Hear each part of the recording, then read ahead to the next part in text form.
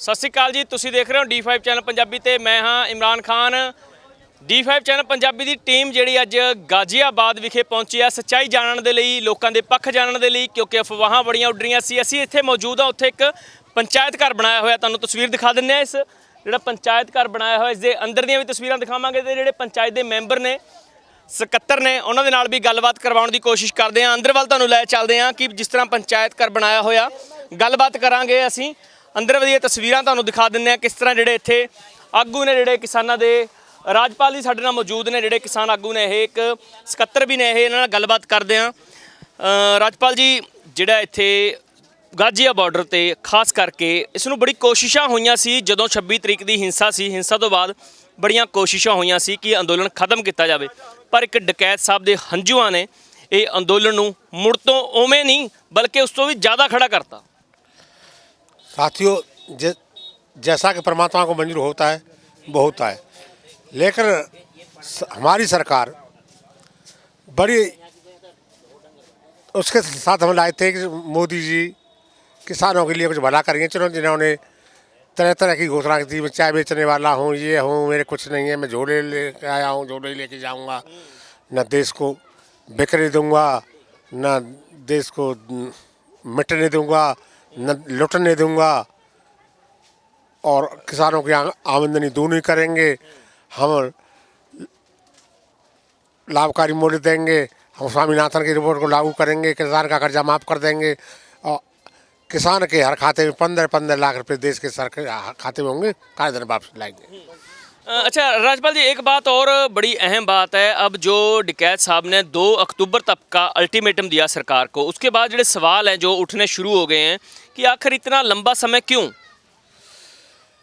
सरकार भी पैतरा बदलती रही है। सरकार ने 10 बार वार्ता की है, हम सड़कों पर इन्होंने रोक दिया नहीं कि तो रुके हुए पड़े नहीं, क्या रोक दिया, हम यहाँ पड़े रहते। आज 74वां दिन है, सड़कों पर पड़े हैं। 26 जनवरी को दुर्भाग्यता हम झंडा फहराने के मूड में थे, चूँकि हम छोटे से थे, तभी अध्यापक ने जब 5 हम पढ़ते थे तब झंडा दे दिया था हाथ में कि प्रभात फेरी करके आओ, जो गणतंत्र दिवस है और झंडा फहराओ। तो जब 5 में पढ़ते थे, आज 73 साल की हमारी उम्र है, 74 साल की उम्र है, और आज दिल्ली में जो हमारे बुजुर्ग आते थे, दिल्ली में हमें रोक दिया गया, और दिल्ली में रहने पर झंडा न फहराए तो दुर्भाग्य। वो हमने रखा था सरकार के सामने कि दिल्ली आ गए तो झंडा जरूर फहराएंगे, और हमारे ट्रैक्टर हमारे साथ हैं, हम परेड निकालेंगे। हमें मानवता के नाते झंडा फहरा लेना जाए, इंसानियत के नाते, और हमें आप जहाँ चाहो वहाँ गलियारे दे दी जाए, रास्ता दे दी जाए कि हम मानवता के नाते झंडा फहरा सकें। किस तरह जैसे आंदोलन को ख़त्म करने की कोशिश हुई थी, आप शुरू से इस आंदोलन के साथ जुड़े हुए हो, तो किस तरह जो कैसे सब जो मुमकिन हुआ कि फिर से आंदोलन खड़ा हुआ, कैसे लोगों को अपील की या कैसे इकट्ठा किया, सारा जो विस्तार से बताइए। तो वो स्थिति ये पहले से ही 10-12 बार वार्ता हुई। वार्ताएं केवल ड्रामा रहा। पहले वार्ता कहती जाती थी कि भाई काले कानून वापस तो नहीं होंगे, संशोधन हो सकता है। तो मतलब क्या वार्ता का औचित्य क्या रहा जो संशोधन हो सकता है? हमारा ये था कि काले कानून बिल वापस नहीं तो घर वापस नहीं, शुरू से ही हमारा रहा है, और आज भी ये बिल वापस नहीं तो घर वापस नहीं। फिर वार्ता किस बात की? जब कोई निर्णय नहीं ले हुए तो वार्ता तो वही ड्रामा रहा। और उसके बाद में सुप्रीम कोर्ट को भी बीच में ला दिया गया। सुप्रीम कोर्ट बीच में आया, और सुप्रीम कोर्ट ने कमेटी का गठन किया, जिसमें भूपेंद्र सिंह मान जो हमारे साथ थे, पहले ही चले गए थे भारतीय किसान छोड़ के, वो थे। एक अशोक गुलाटी थे। अशोक गुलाटी MSP के ये चेयरमैन थे, जो रेट तय करते थे। जब वहाँ कांग्रेस की वहाँ में प्रधानमंत्री से मिले, प्रधानमंत्री हमारे हिंदी नहीं जानते थे, उन्होंने मेयर टेका साहब थे, कृषि मंत्री के पास भेज दिया, शरद पवार के पास। वहाँ हम गए, हमने कही मिल गए, आपका आदर क्या है? MSP तय करने का, किसान आत्महत्या कर रहा है, लाभकारी नहीं मिल रहा, कसौटी कौन सी है जिससे आप MSP तय करते? उन्होंने कहा कि अशोक गुलाटी करते हैं, अशोक गुलाटी के पास आप चले जाओ। हम चले गए अशोक गुलाटी के पास।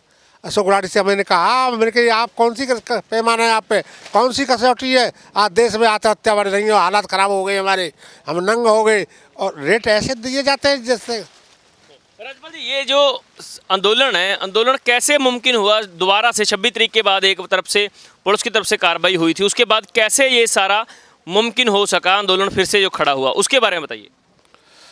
हालात यहाँ जो का 26 तारीख को ड्रामा किया गया।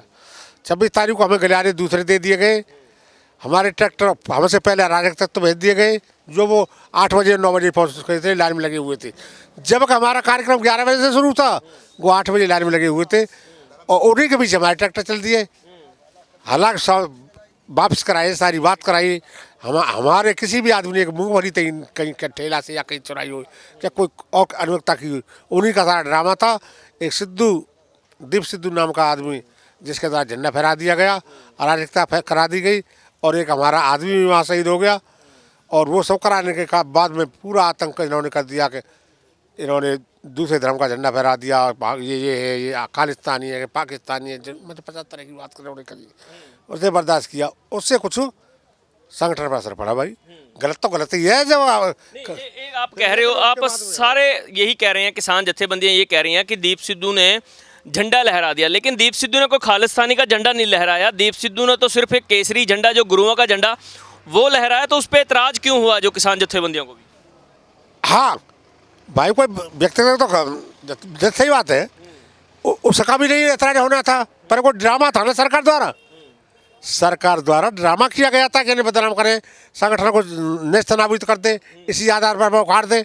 उसी को लेकर यहाँ 27 तारीख को, चूँकि 27 और 26 में जो किसान ट्रैक्टर आए थे, वो हमने वापस कर दिए थे, चूँकि काफ़ी दिन से काफ़ी आए थे।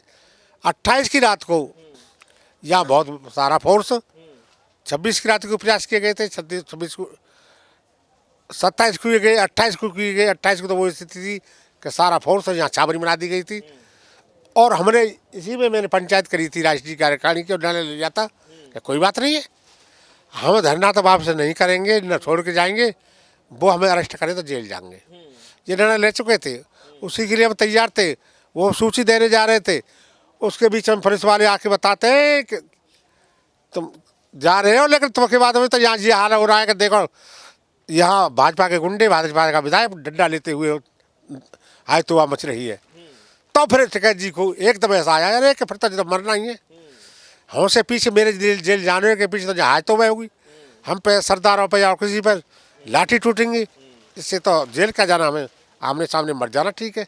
इसके लिए तब उनकी आंखों में से आंसू आ गए थे, और वो आंखों के आंसू जलधारा बहकर, और एक बहुत बड़ा संगठन बनकर आज देश की जलधारा संगठन के रूप में बदल गई, और बहुत बड़ी लहर हमारे सामने आ गई। जनसमूह इस पर, और हर जत्थेदार हर बॉर्डर पर जनसमूह जो से बढ़ता ही जा रहा है। और मैं दावे के साथ कहता हूँ कि जब तक तीनों काले कानून वापस नहीं हो जाते, एमएसपी पर कानून नहीं बन जाता, स्वामीनाथन के आधार पर एमएसपी लागू नहीं हो जाती, ये किसान यहाँ से वापस नहीं होगा। बिल वापस नहीं तो घर वापस नहीं, ये संकल्प लेके आए, या तो बिल वापस लेकर ही जाएंगे, या तिरंगा झंडा में लिपट कर यहाँ से मर के ही जाएंगे, उससे पहले नहीं। एक जो दूसरी किसान जत्थेबंदियां, जैसे सिंघू बॉर्डर पे संयुक्त मोर्चा भी है, सिंघू बॉर्डर पे, कुंडली बॉर्डर पे किसान मजदूर संघर्ष कमेटी है, वहाँ पे कोई भी सियासतदान नज़र नहीं आता। लेकिन इस स्टेज पे जो आपने भी देखा, आप मिले भी होंगे, श्रोमणी अकाली दल के प्रधान सरदार सुखबीर सिंह बादल यहाँ पर पहुँचे थे, वो भी टिकैत साहब को मिले थे। यहाँ पे जो सियासी है, उसके बाद हरसिमरत कौर बादल भी आए थे, हालांकि उनको आगे आने नहीं दिया। लेकिन यहाँ पे इस गाजीपुर बॉर्डर पे सियासतदान का काफ़ी जो आना जाना बढ़ गया। बिल्कुल सही है, बहुत सही है। उन्होंने कहा था राजनीतिक आदमी यहाँ आना जाना बढ़ गया, लेकिन मंच हमने किसी को नहीं दिया। साफ कह दिया कि मंच पर नहीं चढ़ने दे देंगे, मंच हमारा रहेगा, हम लड़ाई अपने बलबूते पे लड़ेंगे, बलबूते पर लड़ते आए हैं, बलबूते पर लड़ते रहेंगे। ना आंदोलन हिंसक कभी होने दिया, न हिंसक होने देंगे। हम गांधीवादी हैं, हम भारतवासी हैं, हमारी आस्था पंचायत में, पंचायत के माध्यम से हम अपनी गुत्थी को सुलझाएंगे। किसी को मंच पर नहीं चढ़े देंगे। तो है ये कुछ करना है तो अलग करो, या अलग से समर्थन दो। वही कल मध्य प्रदेश में गया था, मैं मध्य प्रदेश में गया था, तो वहाँ भी राजनीतिक अच्छी पंचायत थी, वहाँ के भी किसानों ने मुझे से पहले मंच पर नहीं चढ़ने दिया। केवल मेरी भारतीय किसानों की मंच अलग थी, और नीचे से ही हो, जैसे मेगा पाटेकर और भी आई, दो चार, तो उन्होंने नीचे से ही अपना वक्तव्य दिया। न मंच साझा किसी से किया है, न मंच साझा करेंगे। हम लड़ाई अपने बलबूते पे लड़ेंगे और आर पार की लड़ेंगे। यहाँ पे आप होते हो, पंचायत घर बनाया हुआ, किस तरह की यहाँ पे पंचायत होती है, कितने मेंबर होते हैं आपकी पंचायत में और किस तरीके से फैसले लिए जाते हैं? इसमें राष्ट्रीय कार्यकारिणी की पंचायत 7 बजे से 9 बजे तक होती है।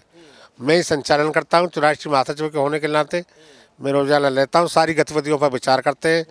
कमेटी अलग अलग बना दी गई है, अनुशासन कमेटी, ट्रैक्टरों की कमेटी, और जो एक कमेटी उस तरह की गोपनीय विभाग जैसे होता है कि कोई अराजक तत्व हमारे बीच में ना आ जाए, कोई ऐसा तत्व हमारे बीच में ना आ जाए कि हमारे संगठन को बदनाम करे। उसे भी देखना है, उसे भी पकड़ना है, कहीं पकड़े, पकड़वाए, पुलिस को दिए। और आज भी हम उसी कड़ी में कि हम अराजक तत्वों को इस समय न बटरने देंगे, न समय राजनीति होने देंगे। हम अपने बलबूते पर लड़ाई लड़ेंगे, अपने बलबूते पर लड़े रहें और आर पार की लड़ेंगे। जो ये फैसला जो लिया इन्होंने डकैत साहब ने कि 2 अक्टूबर तक का अल्टीमेटम, ये भी क्या पहले पंचायत में बातचीत हुई थी, इस पर भी पंचायत हुई थी? नहीं, उन्होंने खैर ठीक है, हमारे नेता ले लिया 2 अक्टूबर का। उन्होंने सरकार की गतिविधियाँ देख के लिया। सरकार जो पैतरा बदल रही है, जो अब तक पैतरा बदलती रही है, कोई मूड ही नहीं है इनका, तो हमें पीछे हटना ही नहीं है। हम भाई जब पहले 26 जनवरी तक की घोषणा कर दी थी पहले शुरू में, और 26 जनवरी को हुआ, इसी तरह से अक्टूबर की घोषणा उन्होंने कर दी है कि जे अक्टूबर तक चल सकता है। जब सरकार के यही पैतरे रहे तो हम हटने वाले नहीं हैं। जो 2 अक्टूबर का टाइम दिया, 2 अक्टूबर से पहले 15 अगस्त था, 15 अगस्त तक का भी टाइम दे सकते थे। 15 अगस्त का यूँ ही दिया कि इन्होंने साजिश करी है। भाई गणतंत्र दिवस पर कितनी बड़ी साजिश की है झंडे के साथ में, वो 15 अगस्त में भी हो सकता है।